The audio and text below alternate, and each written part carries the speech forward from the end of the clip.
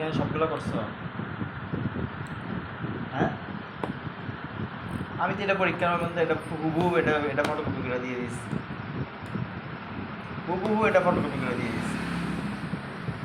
করো নাই কেন? আমি তো বলেই দিচ্ছি এটা ক্লাসে করাই দিয়েছি, এখান থেকে 10-12টা করাইছি, আর করো না। আচ্ছা দেখো, ত্রিভুজ এবিসি কোন ধরনের ত্রিভুজ? এবিসি কোন ধরনের ত্রিভুজ? এটা সমদ্বিবাহু, সমবাহু, সমকোণী, বিষমবাহু। এটা কোন ধরনের ত্রিভুজ?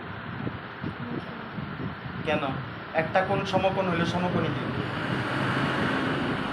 একটা কোণ 90 ডিগ্রি, অতএব এটা সমকোণী ত্রিভুজ। সমদ্বিবাহু তো যে ত্রিভুজের দুইটা বাহু সমান।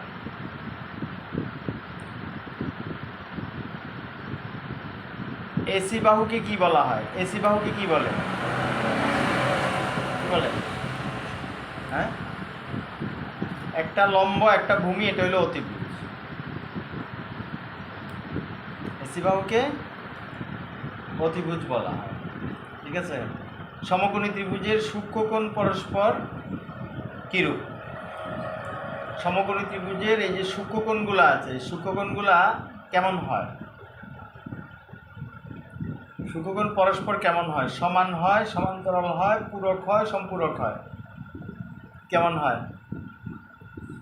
পূরক। পূরক মানে দুইটা কোণ মিলে 90 ডিগ্রি হবে। এটা যদি 90 হয়, একটা ত্রিভুজের 3 কোণের সমষ্টি কত? 90। তাহলে বাকি দুইটা কোণ মিলে 90 ডিগ্রি হবে। মানে আইকিউ যতক্ষণ পর্যন্ত তোমার বিল্ড আপ না হবে ততক্ষণ পর্যন্ত তুমি কোনো কিছু করতে পারবে না। আগে হলো তোমার আইকিউ, ঠিক আছে? একটা ত্রিভুজের 3 কোণের যোগফল কত? একটা যদি 90 আর এই দুইটা মিলে কত হবে?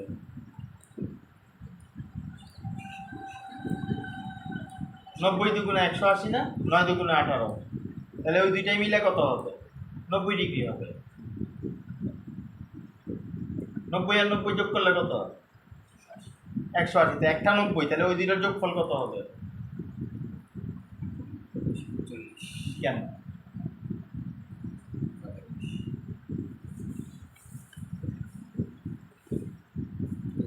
বাসায় প্র্যাকটিসটা হাইলি প্র্যাকটিস লাগে। মন কথা, তুমি এটা ভাববো না যে তুমি আসছো মাদ্রাসা মানে একটা বড় গ্যাপ দিয়ে আসছো, এটা না। আমাদের সময় এমন স্টুডেন্ট আছে যে তারা 6-7 ভাই বোন, 8-9 জন ভাই বোন, প্রাইভেট তারা পড়তে পারে না, কিন্তু এই বইয়ের আগাগোড়া পড়ে ওরা বুঝে নিচ্ছে। ওরা আগাগোড়া পড়ে আমাদের চেয়ে ভালো রেজাল্ট করছে, বুঝছো? বেটা প্রাইভেট পড়াইবো করতে গিয়ে, বেটা 9টা ছেলে মেয়ে, যে বেতন পায় এটা দিয়ে 3জনই চলতে পারে না।